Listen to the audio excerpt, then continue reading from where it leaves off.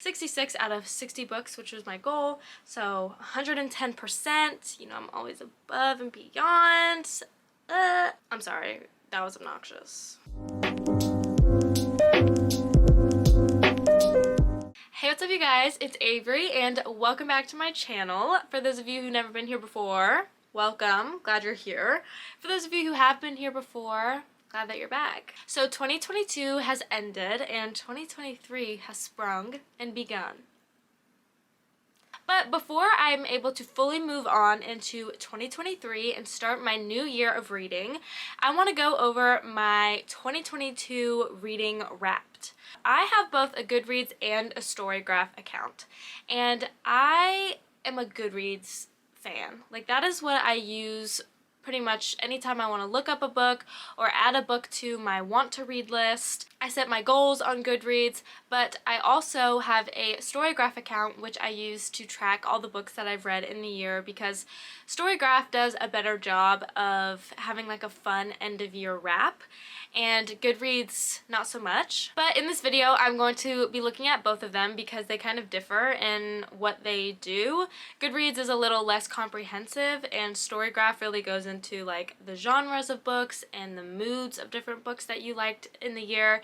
So they both have, you know, pros and cons. Follow me on Goodreads if you want to see what I, am reading and what I want to be reading, and I will friend you back and see what you're reading too. So this will just be a video of me going through my Goodreads and my Storygraph's final year wrap-ups and just reacting to them and talking about some of my stats. So without further ado, let's jump into it. So I'm going to start with Goodreads. So here we have my 2022 year in books. So I read 19,046 pages, which sounds like a lot. I mean, that's kind of hard to imagine. Actually, that's a lot now that I think about it. I think about how when I see a book that's more than 400 pages long, I just hate that. And so the fact that I read 19,000 pages this year is kind of insane. So go me. I read 66 books. The shortest book that I read was Faithful and Virtuous Night by Louise. Oh, I can't remember. Someone commented and told me how to say her last name, and I absolutely cannot remember. Louise Glick. She is a poet, so this was a poetry collection, which is why it was super short. And I enjoyed this poetry collection. I don't think that it was like my favorite poetry collection of all time. I'm not a big poetry fan in the first place, so that's probably why. But I did enjoy it. The longest book that I read was Midnight Sun by Stephanie Meyer, which was 658 pages, which was probably 200 pages too long. I talked about this in the video that I made when I read this book about how it was good, but it was just so long, and I just don't understand why it wasn't cut down a little bit, because it was very long. And even though I enjoyed it, I was very much trying to get to the end. The average book length that I read this year was 288 pages, which sounds about right. Honestly, that's kind of surprising. I thought it would be more in like the 300 range, because I feel like I didn't read many books that were less than 300 pages, but I guess that I did. I did read a lot of short books this year because I love short books, like I have talked about. But if every book was 288 pages, that would be a beautiful thing. Okay, next up we have the most shelved and least shelved books. The most shelved book I read was The Great Gatsby, which has almost 6.8 people have shelved that, which is not surprising. I feel like everybody and their mother has read this, either in school or just for fun. I read it in high school, but then I just reread it this year. And then my least shelved is Encyclopedia of a Broken Heart by John Lupin, which only 445 people have shelved, which is really not a lot.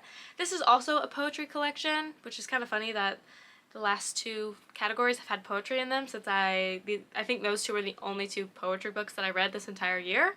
And I really liked it. It wasn't like my favorite poetry. Well, I don't even like poetry, so I can't even say that. I really liked it. I thought there were some good poems in there, so, but I guess it's not a very popular book. Part of the reason I picked it up was because it's such a beautiful cover.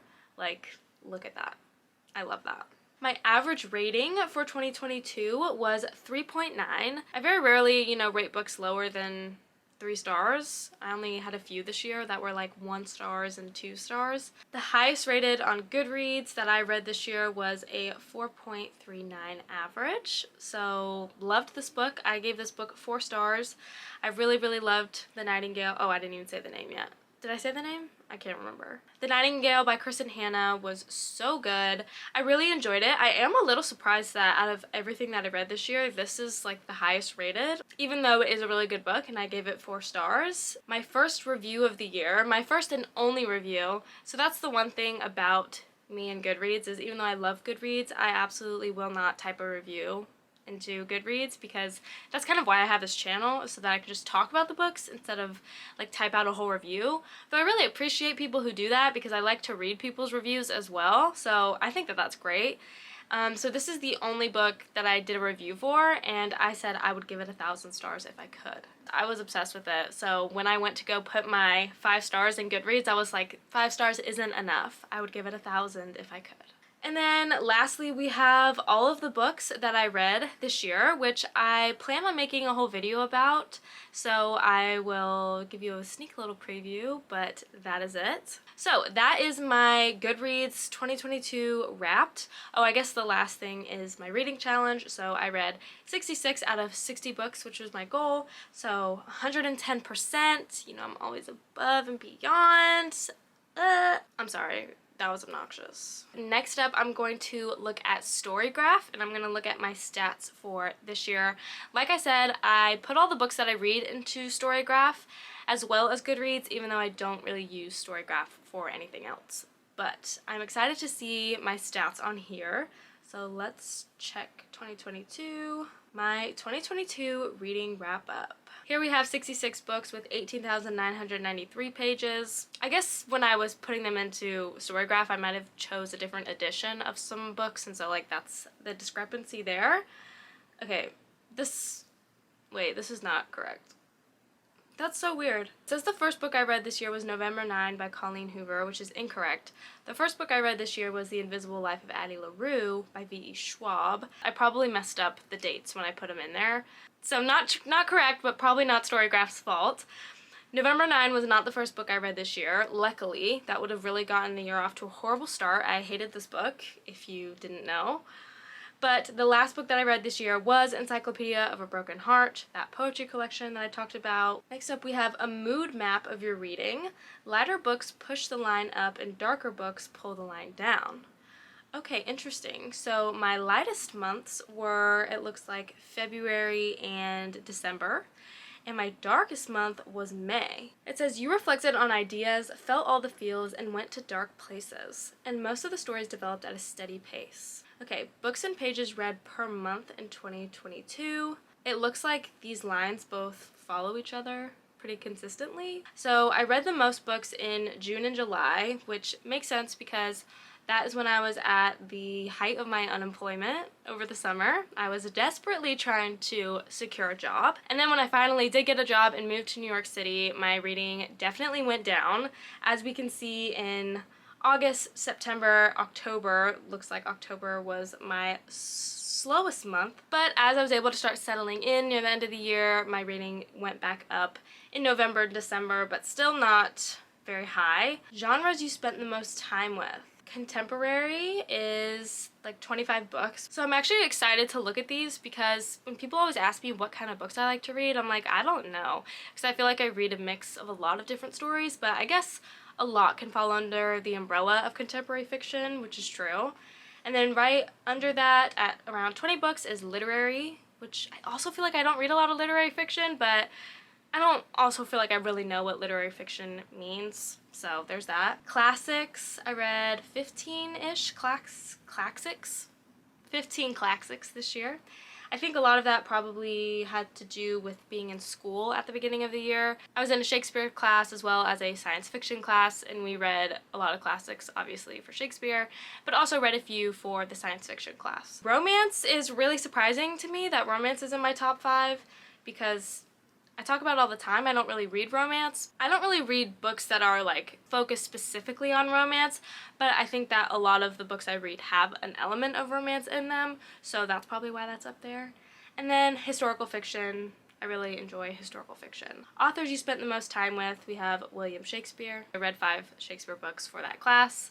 Sally Rooney, which is at 3 books, tied with Holly Black at 3 books, because I read all of Sally Rooney's books this year, and then I also read the last 2 books of the Folk of the Air trilogy this year, and then I read Book of Night by Holly Black, which I wasn't a big fan of, even though I loved the Folk of the Air trilogy. The last video I put up was me talking about all of my favorite books of the year, which were all of my 5-star reads. So go ahead and go watch that if you want to hear me talk more in depth about all of these books. This is really interesting to see my ratings, like what I usually rate books. Definitely makes sense that I have more 4 stars than anything else. I feel like 4 stars is really what I give a book that I enjoyed but didn't blow my mind, but I also thought was better than average. Some months were better than others, so my highest average rating for all the books I read in 1 month was May. November wasn't my favorite month with an average rating of 3. Most pages read was in July, which I talked about is because I was very much unemployed, and the only thing I was doing during the summer was applying to jobs and reading and making videos. And then my highest rated on here is The 7 Husbands of Evelyn Hugo, which I gave 4 stars. I really enjoyed it. That is a 4.53 stars on its average rating on Storygraph. And then it says you finished all the books you picked up this year, no DNFs. That's not true. If I DNF a book, then I don't put it into Goodreads or Storygraph because I only put books in after I finish them. I actually DNF'd a lot of books this year. Okay, and then we have all of the books that I read this year. That is my Storygraph wrapped. Oh wait, here's another part of it, which, oh okay, this is interesting. This is my stats page, so that's different from my wrap up. So this is just my stats from the year. So the moods, my biggest mood that I read was reflective, and then emotional, dark, sad, funny. So for the pace, most of the books I read were at a medium pace. 58% of the books I read were less than 300 pages. Love that. And only 3% of the books I read were over 500 pages because I will not do it. Like, I hate it. And then 39% were from 300 to 500. 86 was fiction, 14 was nonfiction. That makes sense. Not a big nonfiction girly girl. Oh, Colleen Hoover was also in my... Okay, this is like a better version of what I just did. Colleen Hoover, I also read 3 of her books. So she's also in my top people read. Emily Henry, read 2 of her books. Toshikazu Kawaguchi, read 2 of his books. And Frederick Bachman, read 2 of his books. And there we go. Thank you guys for watching this video. I hope you enjoyed seeing my Wrapped with me. It was really fun to film and to look back on this year and see, you know, what I liked most, what I disliked, and kind of how I read throughout the year. Let me know if there's anything surprising that you found in your not the Spotify Wrapped. Let me know if there's anything cool or interesting that you saw in your Goodreads or your Storygraph Wrapped, and comment that down below. Thanks so much for watching. If you enjoyed, make sure to give this video a thumbs up and subscribe if you want to see more videos from me in the future. I will see you in my next video.